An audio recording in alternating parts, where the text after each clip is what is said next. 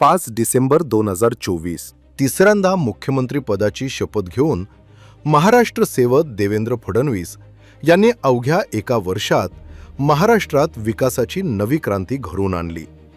पायाभूत सुविधांसह जलसंधारण, आरोग्य, शेती, पोलीस विभाग, सामाजिक न्याय आणि गुंतवणूक अशा प्रत्येक क्षेत्रात राज्याला जागतिक शर्यतीत अग्रभागी नेण्यासाठी पावले उचलली. इन्फ्रास्ट्रक्चरच्या क्षेत्रात महाराष्ट्राला जगाच्या नकाशावर नवीन ओळख निर्माण करून दिली. भारतातील पहिली भूमिगत मेट्रो 3 पूर्ण क्षमतेने सुरू केली. 701 किलोमीटरचा नागपूर मुंबई समृद्धी महामार्ग संपूर्णपणे खुला केला. बहुप्रतीक्षित नवी मुंबई आंतरराष्ट्रीय विमानतळाचे लोकार्पण केले.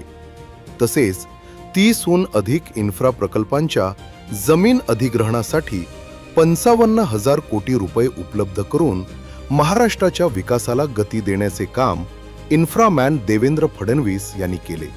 राज्यातील दुष्काळाचा प्रश्न निकालात काढण्यासाठी नदीजोड प्रकल्पाला मंजुरी दिली. 381 जलसंधारण योजनांना मान्यता दिली. तसेच तापी मेगा रिचार्ज या आंतरराज्य प्रकल्पाचा ऐतिहासिक करार केला.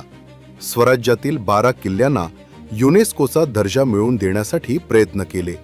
प्रत्येक जिल्ह्यात मुख्यमंत्री वैद्यकीय सहाय्यता कक्ष सुरू केला.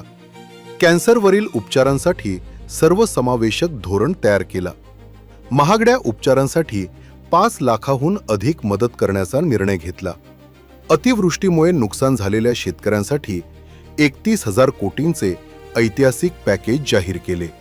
वर्षभरातच राज्यात 15,000 पोलीस भरती प्रक्रिया सुरू केली.